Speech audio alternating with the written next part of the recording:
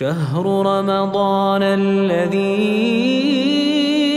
أنزل فيه القرآن هدى للناس وبينات من الهدى والفرقان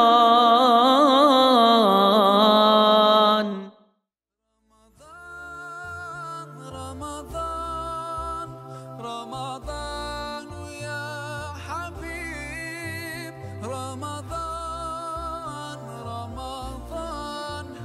ليتك دوما قريب. Hürmetli cemaat, Allah Teala hamimizni Leylatul Qadrga uchrashtirsin va bundan keyin nurg'ulg'an yaxshi Ramazonlarni o'tkazgan nasib bo'lsin.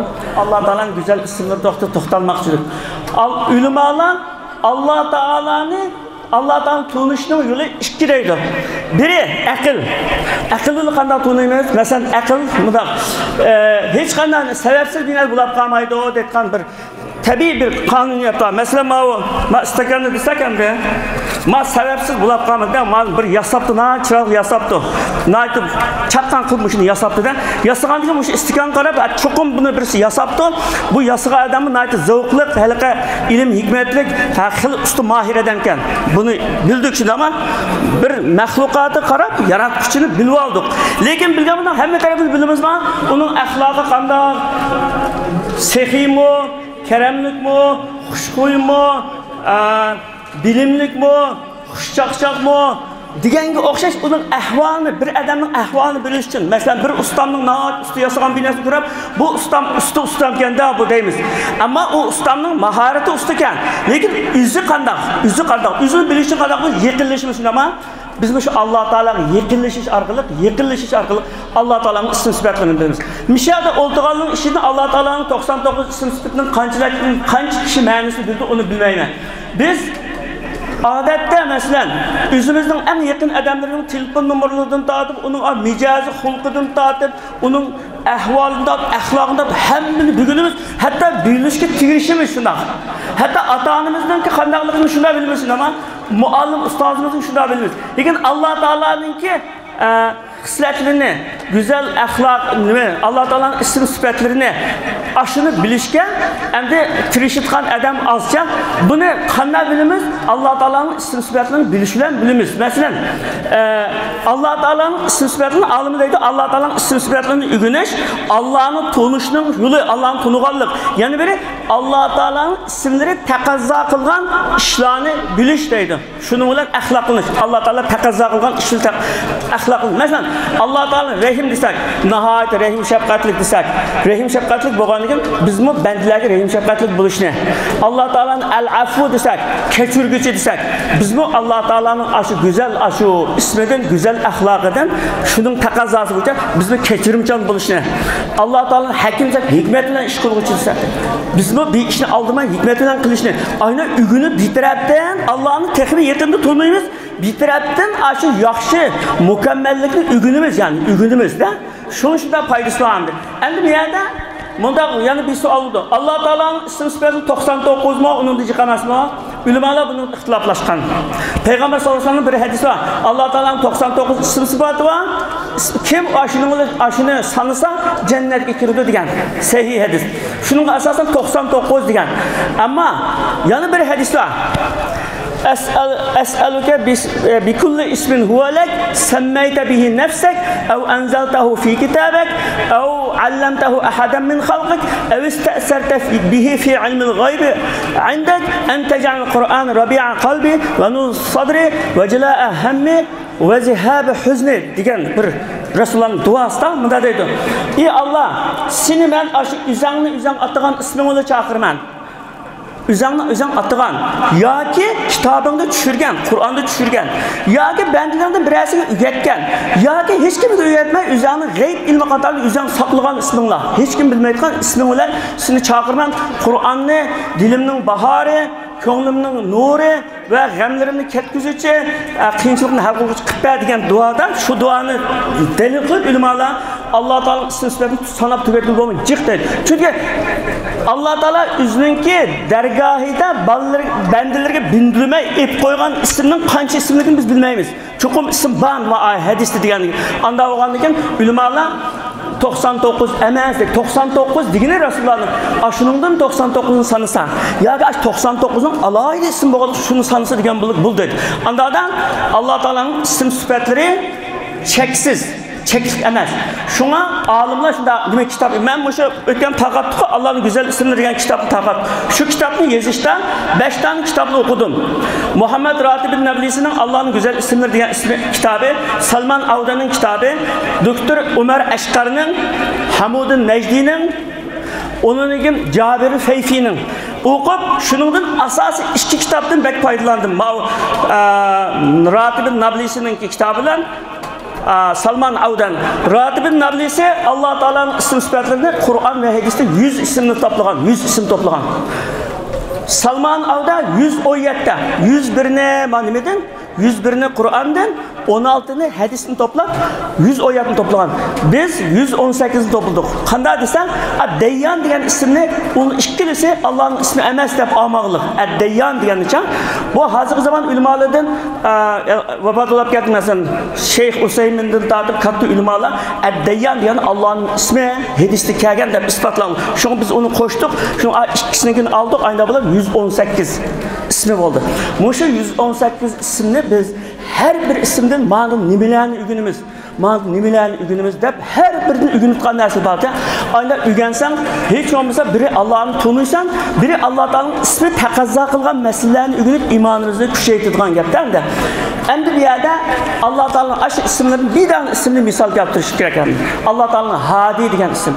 Hadi degen hidayet kılgıcı, doğru yolunu kösetkici, muvaffak kılgıcı, kulduğunu yitilgücü, kösetkici degen menden de. Aşına ben. Yani Allah Teala'nın dünyada hidayetin kaptığının nesi yok.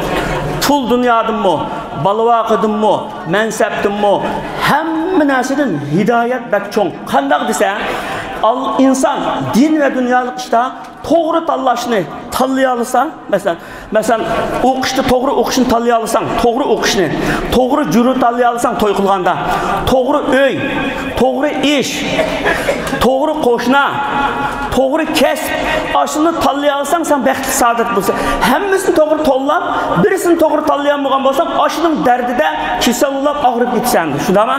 Anda oğlanı bu hidayet degen, bu dingi hidayet kılışın emez.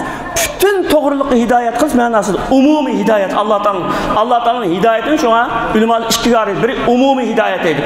Bu umumi hidayet kanda dese Rabbunallezî a'ta kulle şeyin halqahu ve beda Rabbunallezî a'ta kulle şeyin halqahu sümme heda deydi. Allah Teala her bir bütün mahlukatını yaratıp hemmizge hususiyetini bekitip onun paydalanış yollarını kösetti deydi. Mahlukat bunu da çümüylü mü ba, insan mı ba, hayvanlar mı ba, belik mi ba, hemen nesi ba bunun içinde. Bu kanda mesela Muhammed Ratib bin Nablisi bunda bir misal kaldırdı. Hele ki kızıl belik var ya, salmon degen belik var. Bazalı körüsü belik için salmon degen belik. Türkiye'ye çıkmayken o çatal çıkıp gel. Salmon degen belik, şu nemeden? Muşu Tiç Okyan'dan Amerika'daki bir denizde berip aşağıda nimelerini tuxumlarını kuyup kap, qaytib kelgan bir qancha aydan keyin aşı belicanlar endi tuxumdan chiqib o beliqlar aşağı qaytib ketgan. Endi olimlar deydi, buni kim ügetdi, buni ota-onasini tepib kelishga kim ügetdi deydi endi. Yana birisi şu Allah Teala aniq ilham berdi hayvonga, ashunga.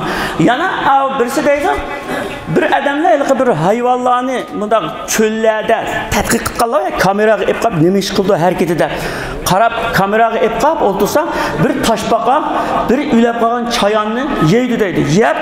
Yapılab ayını berib yana bir otni yeydi. Otni birdan demelib kelib yana aşı ulab qolgan aşı chayanni yeydi. Yana berib otni yeydi. Ayna qilib deydi. Qilgandan keyin to'xtab bu nima ishdi bu deb otni faqat qumurab tashlayotganda faqat qumurab tashlayotgandan keyin bu yap otni topolmay birdan cho'g'ilib maqqada o'ldi ekan. Endi buningga aş otning zahar qaytiradigan ot ekanligini ot paqiga kim ügetdi? Aqli yo'q, kim o'rgatdi? Alloh taolo mushunda ilhom qildi. Masalan, bola onasining qo'sug'ida kindikdan g'izolanib tushundimi? Ag'izdan bir narsa yemaydi. Ammo bola tug'ilib bo'libla, onasiniki imit tutgan shunda akasi og'zini ichib angib turdi. Kim o'rgatdi buni emishni? Kim o'rgatdi? Mushunda hamda hidoyatga, umumiy hidoyat bu. Endi xas hidoyatni Muhammad Mutavalli Sha'raviy deydi, hidoyati irshad la, ya hidayeti dalala, hidayeti mauna deydi. Hidayeti dalala, hidayeti mauna. Hidayeti dalala degani bütün insanı Allah Teala hidayetga chaqirdi. Payg'ambar alayhisalom bütün insanı chaqirdi ama hidayet keldi, kamigini kamidi. Bunun qaysi oyat dalal qildi? Va amma samudu fahadaynahum fastahabbul ama dedi. Samudni biz hidayet yo'lga chaqirdik. Ama o shu hidayetning oldida ko'r bo'lib turib olishni afzal ko'rdi, shuning bilan uni halok qilib deydi. Endi hidayet ma'un yardım qilishma hidayeti mu'minlarga xos. Yani vallazina ihtadaw zadahum hudaw wa atahum taqwahum. Yani hidayet topganlarga mu'minlarga Alloh taolo hidayetni ziyoda qildi va unga taqvolikni berdi deydi. Uning bu hidayet yana ikki turli bo'ldi ekan. Birisi hidayeti irshad, birisi hidayeti tavfiq. Endi hidayeti irshadning Allohning qo'lidan keldi, payg'ambarning qo'lidan keldi, ahli ilminin qo'lidan keldi, har qanday bir odamning qo'lidan kelgan hidayet.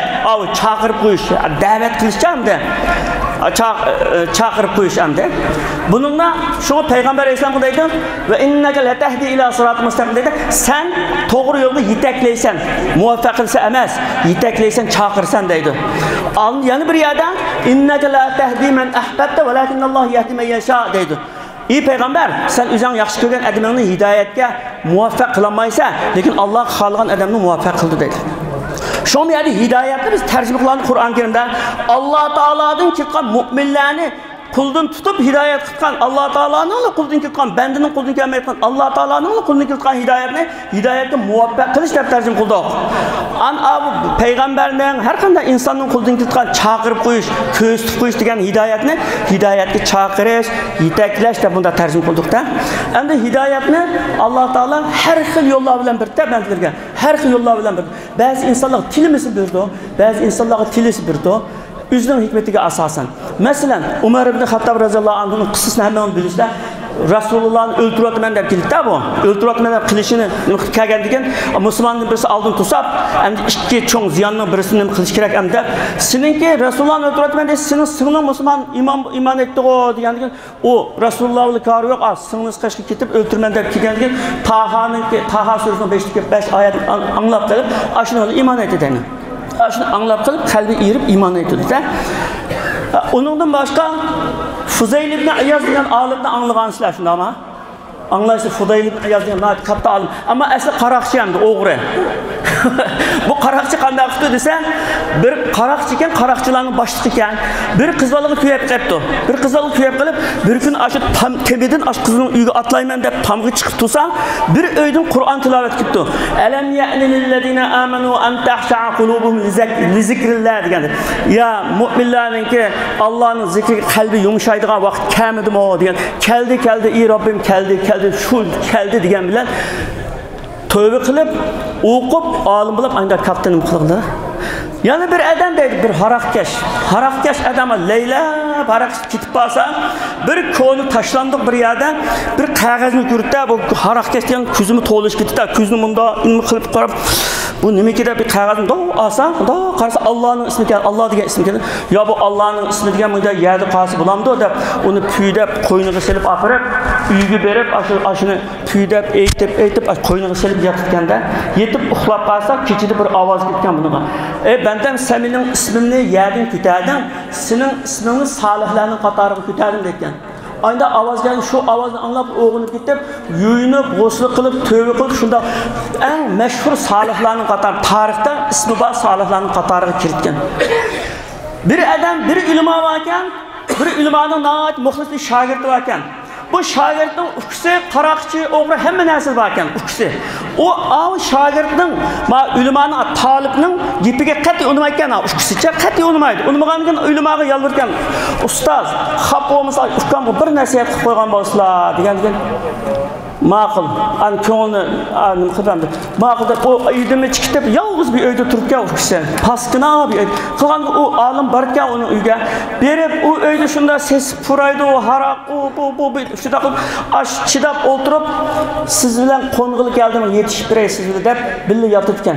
Gap so'maydi, gap qilmaydi, hech qanday gap qilmay yetib, ahvolingiz qanday deb ahvolni so'rab uni degan. An hech qanday vaznasiyatga kirmay, aytganda endi Allohga amanat salomat bo'ling deb mangandan to'xtang, men sizning oyog'ingizni men o'zim kiygizib qo'yishim kerak deb bola oldiga kelib oyog'ini kiygizib imom ayda qarab tursa, bu bolaning yeshidan kuzdan tushgan yosh oyog'ini ho'l qilayotganda shan an pishani ko'tarib bildiğin kütürab buni agar siz paklanishni xohlaysangiz meni aqamga kiring deydi. Shu ashuni aqib eng muxlis aqistimi bakroq muxlis bo'lib ketgan endi.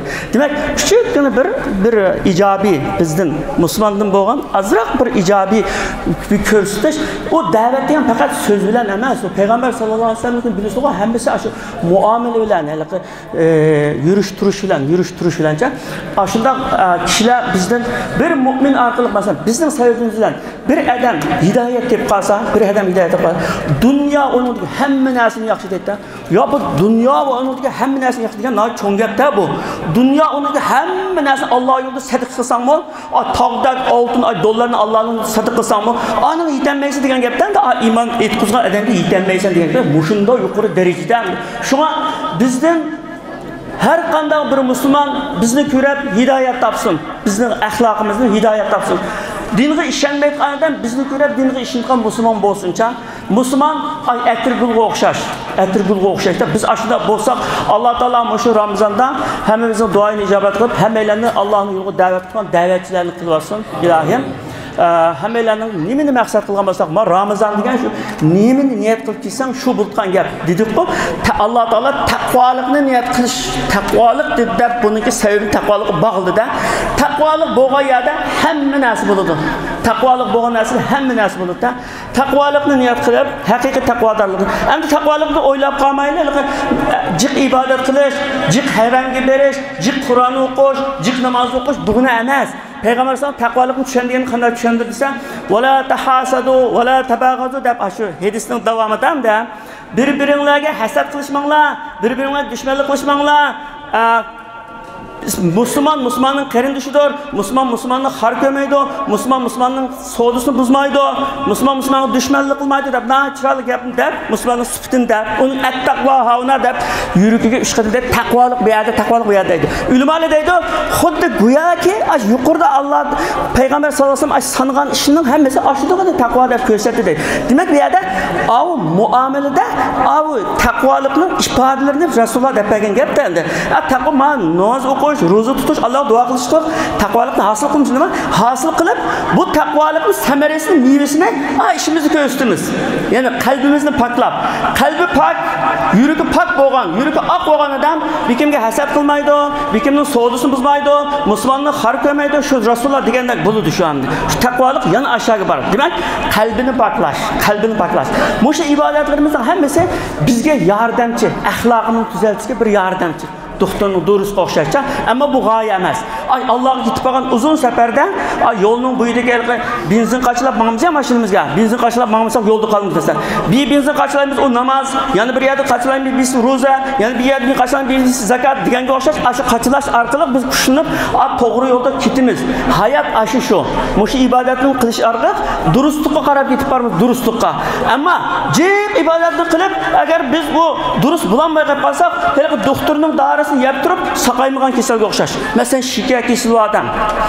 Shikarning darasini yeb turib, u shikari tushmaganga o'xshash gapda, ashal bir chatoq bo'lam deydi. Shu bizningmi agar shu ibodatni qilib berib, axloqimiz tuzalmasa, ishimiz ro'y bo'lmasa, bir chatoq bor. Ashal bir chatoq bor. Ya xato tushunish bor, o'zimizni tashkilotga to'g'ri keldi.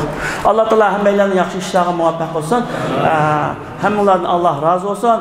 Mahsumacımdan Allah razı olsun. Bizim içeri toplab, o cemaatin toplab müşaga müşunda kılganlık için yani bir adam toplaş gerekti zaten.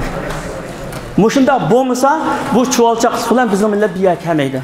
Mescid degan Rasulullah'ın zamanından tartib, Rasulullah'ın zamanında mescid hem namaz o'qitgan ya, hem rəhbərlik ştatı, hem məsləhət qılqaya, hem məktəb, hem medrese, hemmisi bolğanda ta qiyametgacha mescid aşu üzünki artıqçılığını saqlab qaldı. Mesciddən başqa heç qanday organ bu xizmətni qılamaydı.